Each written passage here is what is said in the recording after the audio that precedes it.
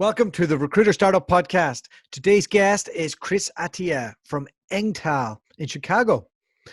UK-owned recruitment business. He's from Pompey. He's been out in Chicago for years. Got out there with S3.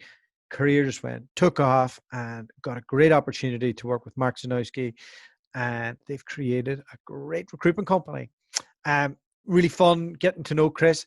He is part of our leadership community, so he has been in the Bridge WhatsApp group and a great contributor to that. So we talked a little bit about that, talked a little bit about what it's like in America right now, coronavirus, US election. It's underway right now. Married to an American. She was out voting. So really good to get to speak to Chris. Hope you guys enjoy this one. I enjoyed recording it. They're good business. It's always really inspirational when you see a young guy doing well, living his best life out in the States.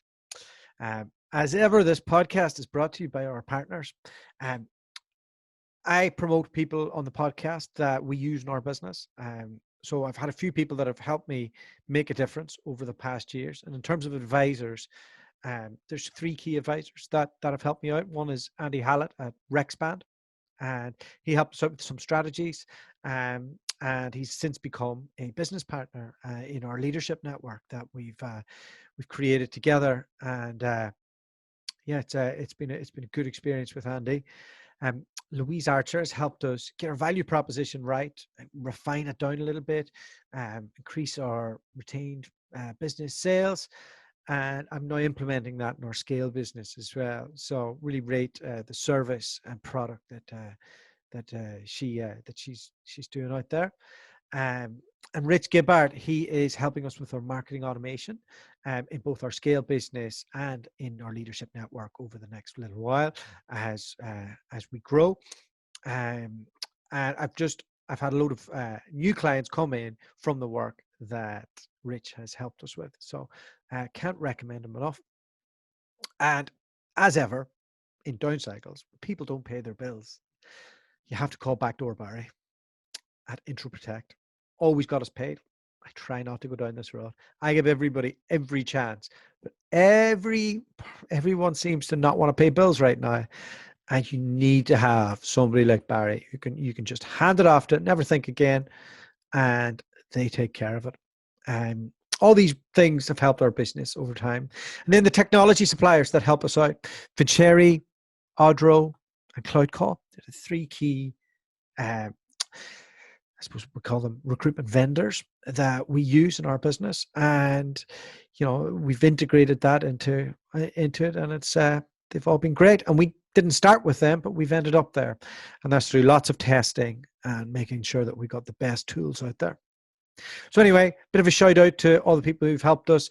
I hope you enjoy this here. If you want to join our leadership community, whether that is you're an elite CEO of 100, 200 man business, we've got the Bounty group for you. If you are in and around managing 20 to 50 people, we've got the Bridge, and that is for really companies that are at that growth phase, and you're the one making the decisions and you've nowhere to turn to. You can be based anywhere in the world. And then we've got our independent recruiter group, the Dinghy, which is absolutely flying. We've 100 different recruitment businesses in that right now. And in that, we're running our mastermind program for them. So it's really great time in our leadership network. And I'm really proud of what we're doing. If you want to join any of these groups, just hit me up on LinkedIn, and I would love to chat with you. All right. Listen, we're going into lockdown. Keep the head right. Take care of yourselves. Get out there. Get your exercise. Eat well. Try not to drink too much. And listen to lots of recruitment podcasts. Have a good one. Welcome to the Recruiter Startup Podcast. I'm joined by Mr. Attia. Tell me, where did that surname come from? Well, I said Tia for a start, but it's actually Lebanese. Back in the day, my granddad was from Lebanon. Really? Oh, wow. Yeah, I don't look particularly Lebanese, but he was. I was like, I couldn't work it out. I was like, does he have some North American blood in him, or am I pronouncing it wrong? You're from Pompey originally, Chris, aren't you? Yep, grew up in the beautiful town of Portsmouth on the south coast. That's correct. Great. Yeah. How'd you end up in America? Well, my first kind of gig, I guess you could say, out of uni was working in Portsmouth. I was actually working for a poker company, doing door-to-door sales. So basically walking into bars and pubs in Portsmouth and trying to sell poker events. Which was a relatively tough gig. But then after that, I got a job working for Computer Futures in London. Part of the S3 group, obviously. So I moved up to London in 2010. Went there for 2 years, and then put my hand up to move out to the States. It'd always been a bit of a dream of mine to move out to the US at some point, and there was an opportunity to join their Chicago business, which at the time I think they were about 4 or 5 people, solely focused on the banking division. So I went over there working for Real, just to launch their life science division. Which I did. I thought maybe I'd be there for a couple of years and then come back to the UK. But 9 years later, I'm still here. I'm now married to an American, and here we are. What an opportunity that was. It's a circumstance like it would be so hard to get that opportunity now, I imagine, after 2 years.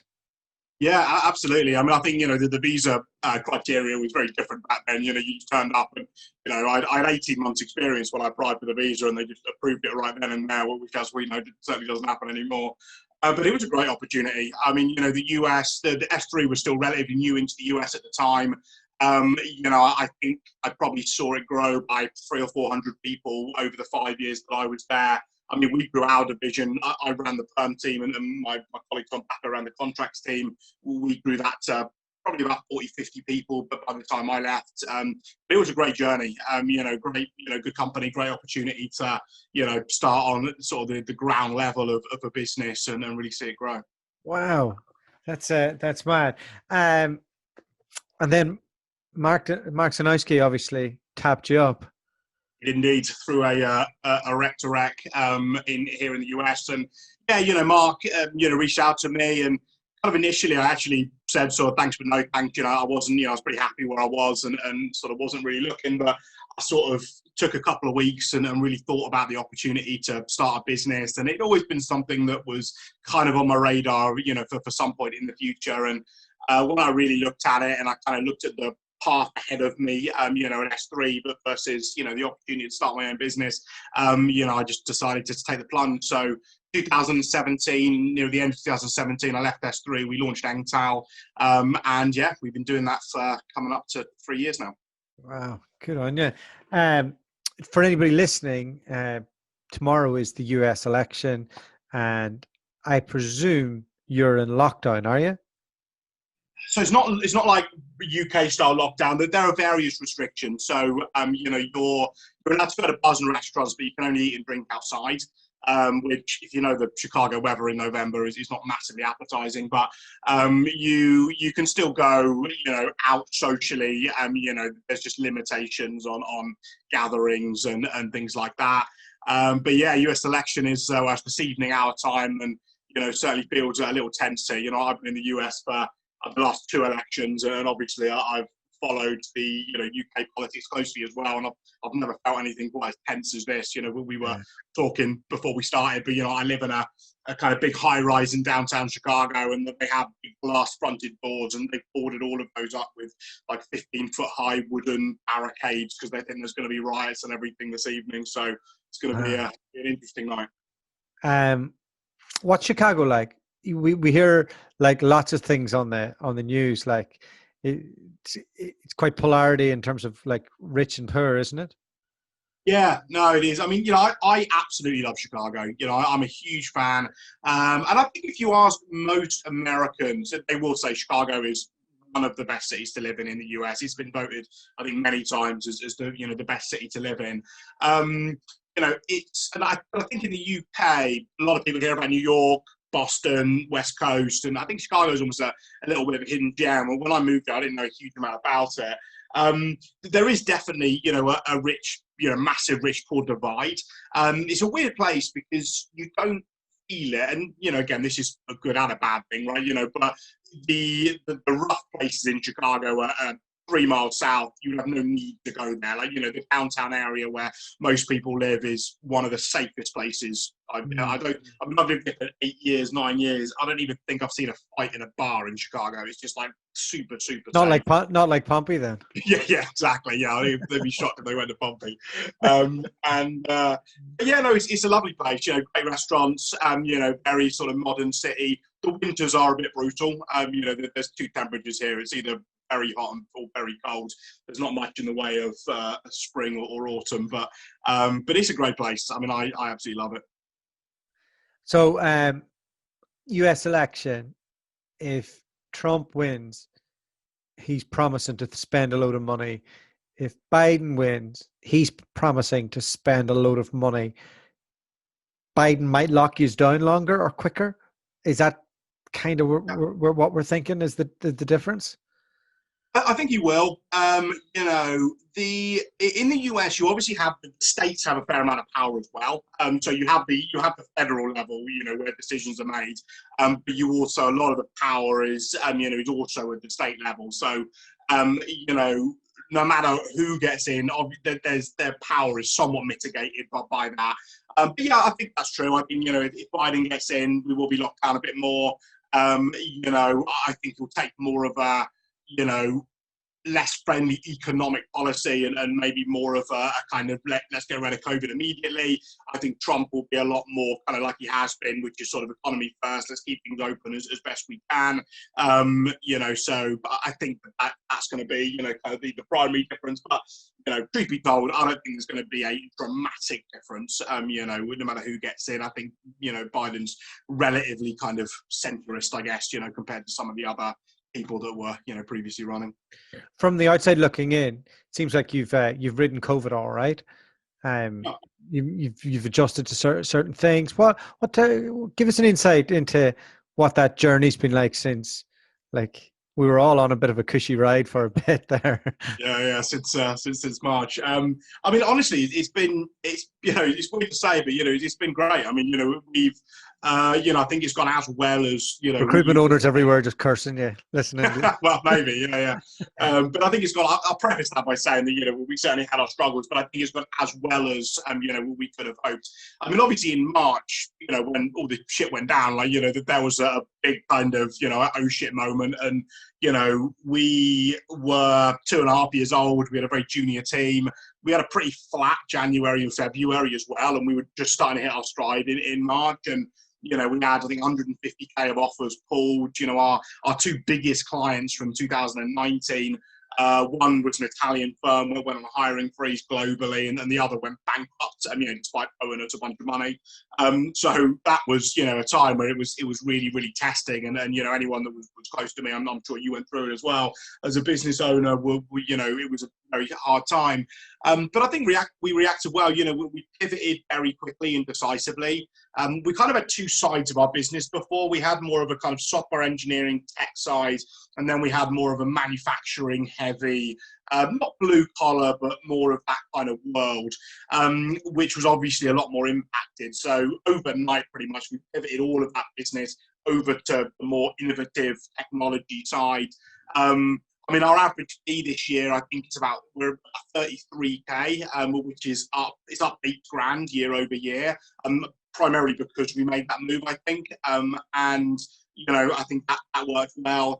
And we were honestly just very upfront and honest with people. We kind of sat down and said, look, this is where we're at as a business. This is how much money we have in the bank. This is what our break-even costs are.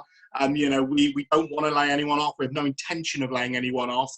But that may be a reality if we're unable to fight this thing.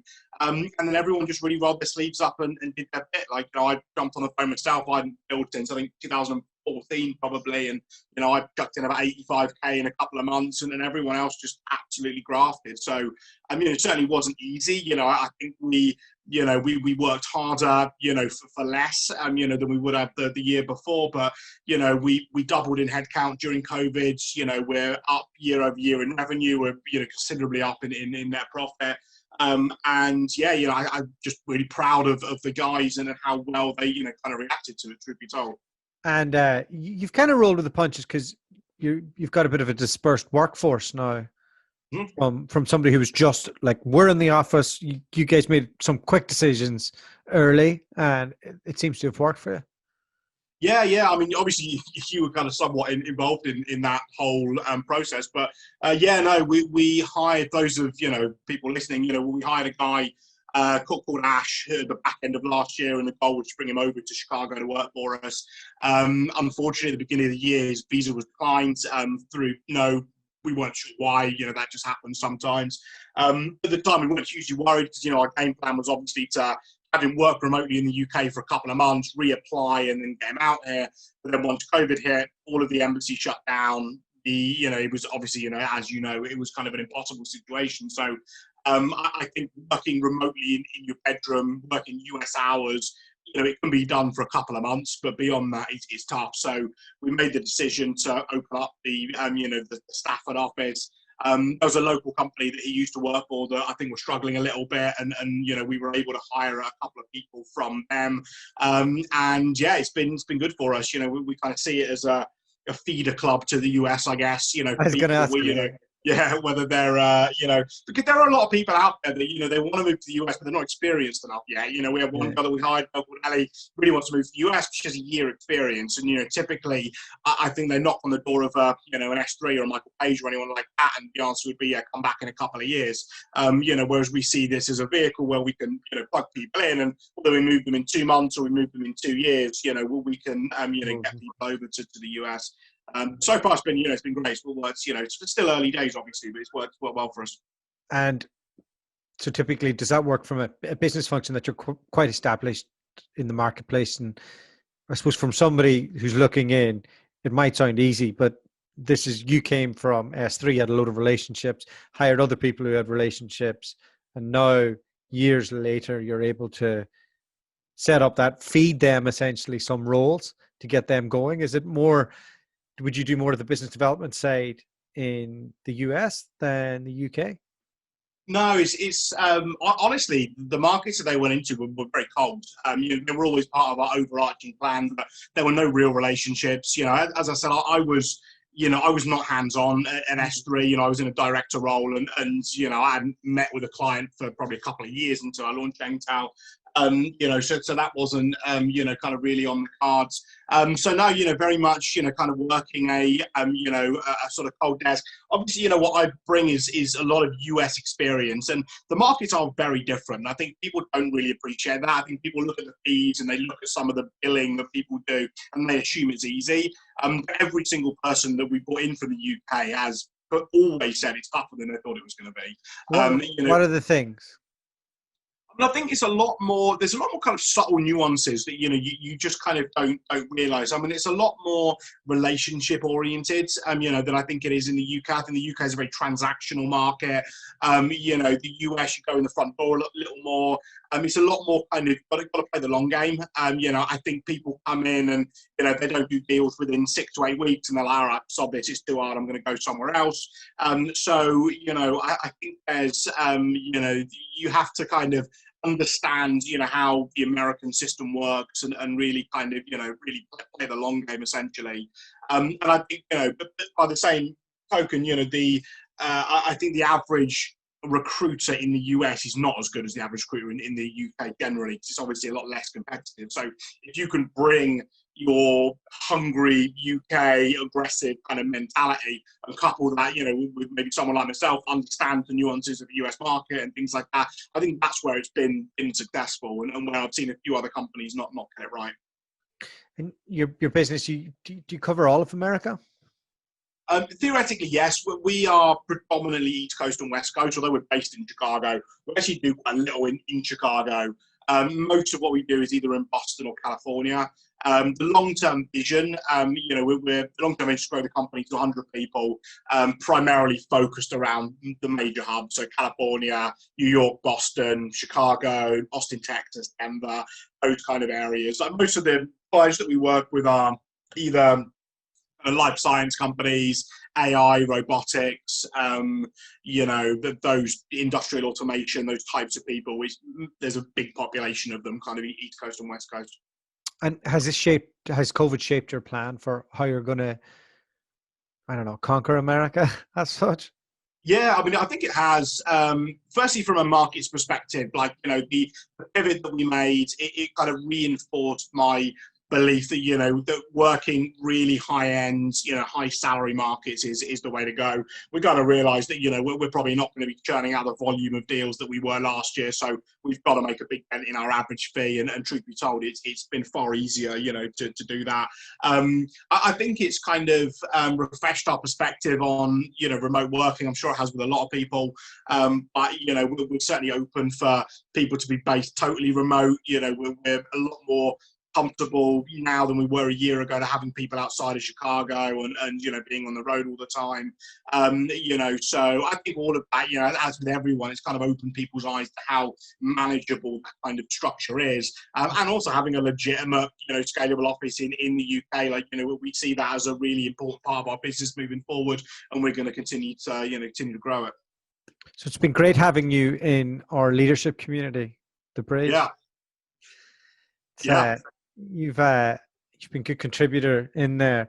I suppose it must be nice for you to have people at your level to be able to throw ideas past and take the temperature. Yeah, no, it really is. I mean, the thing I always say to people, people often ask me, starting your own business, what the challenge is and all that kind of stuff. And, it's cliche to say, but it really is. It is quite lonely at the top. And one of the things that I think I missed the most, when working with S3 was having a boss, having colleagues, having peer level people that you can bounce ideas off. And this is no disrespect for anyone that worked for us, but, you've got the workforce, and then, you kind of got the, sort of obviously myself having so much more experience than anybody else within the business. Right now we built out more of a management team, so it's a little bit more balanced, but certainly a year ago it was a real challenge. So having a forum of people where you can have more of a peer level relationship, you can bounce ideas off each other. We're a massive believer in technology. We invest a ton in pretty much every piece of tech there is out there, because I just think the ROI on it is phenomenal. But even having people to compare pricing, what's worth, what's not worth. Historically, the only way you found that out was by being burnt and spending a year subscription on a piece of technology that doesn't work for you. But being able to go on and say, hey, what's people's experience been with this, and then making a judgment call from there is super valuable. So yeah, we've taken a lot from it. What piece of tech has helped your business more than anything else in the past year? I mean, what could you not live without? It's hard to say. I mean, there is so much, and we have it's almost like a tech cycle. So there's like 4 or 5 pieces of tech that we all put together, but when you put them together and use them, that they are, I think they're dangerous. We love Odro. We're big on video content. I think from a BD perspective, branding and kind of, being loud on LinkedIn is something we're quite good at. Odro video interviewing software is very helpful for that. We really enjoy a tool called Seamless AI, which is really helpful for, importing data, onto the system. Sourcebreaker is another one. I think, there's probably not any crazy technology that we're using that a lot of other companies aren't. But I genuinely believe we use them well. Like, we really make sure people are trained to them. They use them every single day. I make sure that even though I'm not recruiting too much, I'm very aware of how they work and kind of all of that stuff. So, we can really kind of drill it into our culture. Because I think the landscape of recruitment is changing, right? And if you're not innovative and you're not ahead of the curve, I would say to people, we might not even be a recruitment company in 10 years, right? We might be a tech company. Like, who knows? You've got to roll with the punches and move with the times if you're going to survive, I think. And the technology is just a really, really crucial piece of that. So that's really interesting.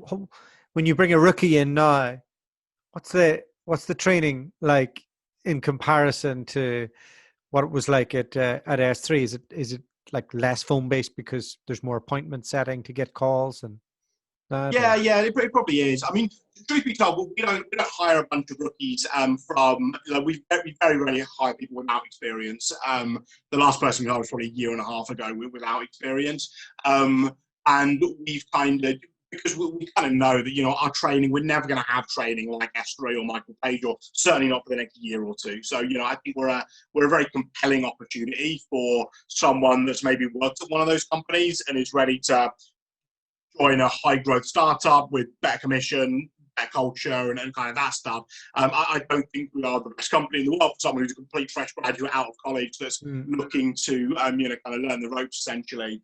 So typically we don't hire people with who are fresh graduates, but when we go through, obviously coming from S3, a lot of our leadership came from another company that also spawned from S3. It kind of really drills into you that kind of, FAB, FFNA, all of those kind of, training acronyms that, we kind of, still train our people on. And when we lean on external resources, I have a bunch of trainers that we use when we need to. But yeah, we probably iterate it somewhat for the current climate. It's certainly a lot more branding focused and marketing focused, and certainly my training was back in the day.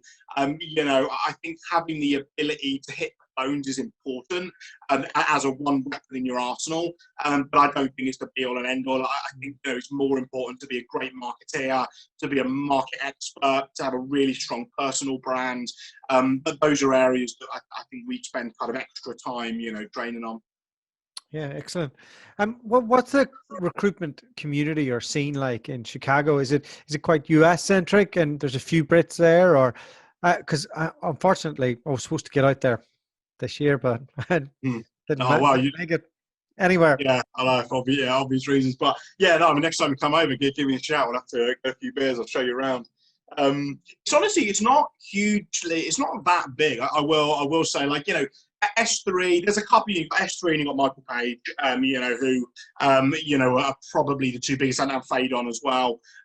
So, those are probably the three biggest UK firms. And then there's a few other local firms. There's Aerotech, have a big business here, and then a company called LaSalle Network. They're only in Chicago, but they have quite a big presence here. There's not a huge amount of startups. I've kind of looked around to network with various people, and I have networked with a few, but there's really very few Chicago-based startups. We obviously see that as a good thing, because I think we have a bit of a first mover's advantage in that regard. And I think a few people, maybe headquartered in New York or the West Coast, recruit into Chicago and are not physically based here.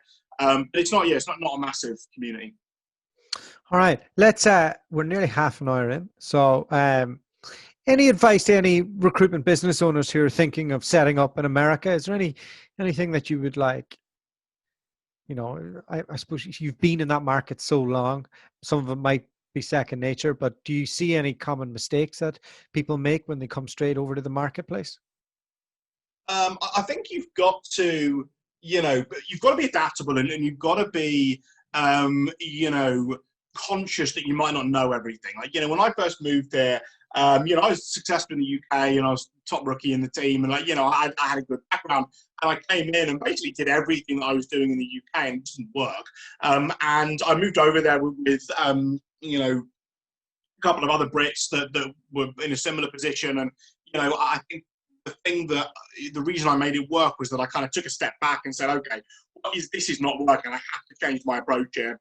I think I was too aggressive, a bit too bullish, maybe too, things just move a bit slower here. The urgency levels are not like they are in London.